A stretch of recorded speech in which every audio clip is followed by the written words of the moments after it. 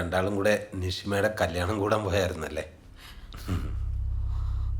റോഡിൽ വെച്ച് നടന്ന നാടകത്തെക്കുറിച്ചൊക്കെ ഓട്ടോക്കാരൻ പറഞ്ഞായിരുന്നു.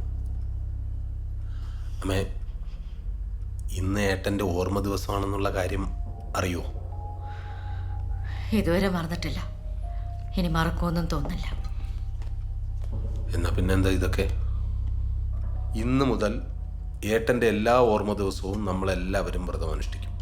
വെള്ളം മാത്രം ഉപയോഗിക്കാം, സപ്ലിമെൻസും.